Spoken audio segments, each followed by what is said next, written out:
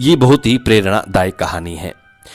शुरू करने से पहले जो लोग हमसे नए जुड़े हैं वो हमारे चैनल को सब्सक्राइब करें, अच्छे अच्छे कमेंट करें, बेल आइकन ऑन करना ना भूलें ताकि हर आने वाले वीडियो का नोटिफिकेशन सबसे पहले आपको मिले।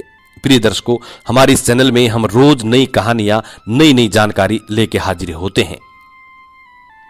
शुरू करते हैं प्रिय दर्शकों आज का ये प्यारा सा वीडियो। प्रिय दर्शकों, एक जंगल में एक मोर एक मोरनी रहा करते थे। मोर और मोरनी दोनों बड़े हंसी खुशी रहते थे। एक दिन मोरनी मोर से कहती है कि पियाजी, हमें यहां से चलना चाहिए और यहां से चलने के बाद जहां हमारे समाज के पक्षी रहते हैं, जहां काफी सारे मोर और मोरनी रहते हैं, हमें वहां चलना चाहिए। मोर मोरनी से कहता है कि प्रिय, वहां चलेंगे तो लड़ाई झगड़े होंगे, इससे अच्छा तो हम सुकून से दोनों यहां रहते हैं। लेकिन मोरनी जिद करती है। प्रिय दर्शकों, दोनों उड़ करके एक नगर में आ जाते हैं। मोरनी की जिद करने पर दोनों उड़ करके एक नगर में आ जाते हैं। उस नगर का राजा पशु पक्षियों की भाषा को अच्छी तरह समझता था। उस राजा ने क्राउ शास्त्र की पढ़ाई की थी। क्राउ शास्त्र का मतलब होता है कि जो पक्षियों की आवाज को समझ सके, पशु पक्षियों की हर आवाज को समझ सके। वो राजा सभी पशु पक्षियों की आवाज को समझता था। हर जीव जंतु की आवाज को वो बखूबी समझता था कि क्या कह रहा है। दोनों मोर और मोरनी उस नगर में आ जाते हैं। एक दिन की बात है, राजा अपनी रानी से कहता है कि रानी, मुझे बहुत तगड़ी भूख लगी है और मुझे भोजन खिला दीजिए। प्रिय दर्शकों, राजा की रानी 3600 प्रकार के भोजन बना करके और थाली में सजा के, एक हाथ में पानी का लोटा, दूसरे हाथ में भोजन की थाली लेकर के और राजा के समक्ष आती है। राजा को भोजन परोसती है। जैसे ही राजा के समक्ष थाली रखी जाती है तो एक चावल का टुकड़ा जमीन पे गिर जाता है। प्रिय दर्शकों, वहीं पे कुछ चींटियां घूम रही थी। एक चींटी उस चावल के टुकड़े को और धीरे धीरे लेकर के जाने लगती है। राजा इस चीज को, इस घटना को देख रहा था। उस चींटी के पास में तुरंत दूसरा बड़ा चींटा आता है और वो चींटा उस चींटी से कहता है कि प्रिय, ये चावल का टुकड़ा मुझे दे दीजिए और तुम राजा की थाली से दूसरा चावल का टुकड़ा लेके आओ। प्रिय दर्शकों, इस बात को वो राजा समझ जाता है क्योंकि राजा पशु पक्षियों की, हर जीव जंतु की भाषा को समझता था। तो राजा इस बात को समझ जाता है कि चींटा चींटी से इस बात को कह रहा है। चींटी चींटा से मना करती है, कहती है नहीं, राजा को पता चल जाएगा तो मुझे मार देगा।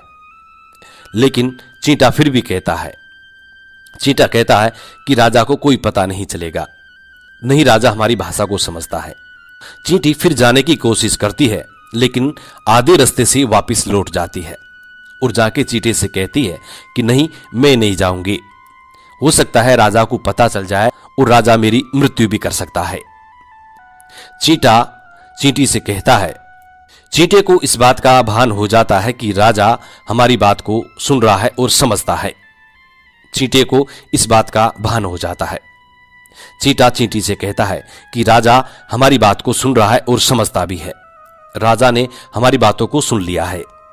चींटी चींटे से कहती है, यदि राजा ने हमारी बात को सुन लिया है और राजा यदि हमारी बात को किसी अन्य व्यक्ति से कहेगा तो राजा उसी वक्त पत्थर का बन जाएगा।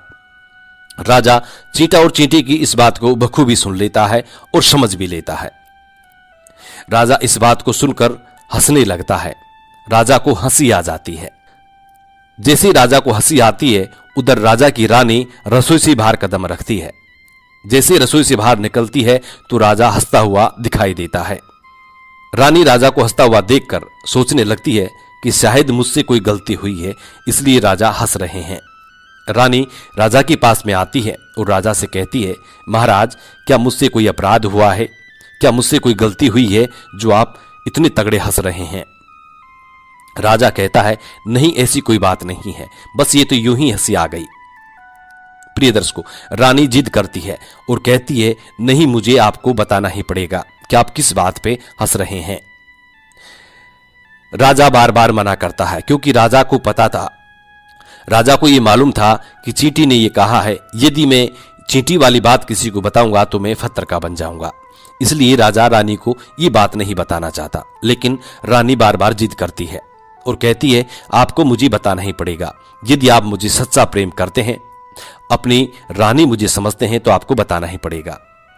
अब राजा बड़ा धर्म संकट में पड़ जाता है।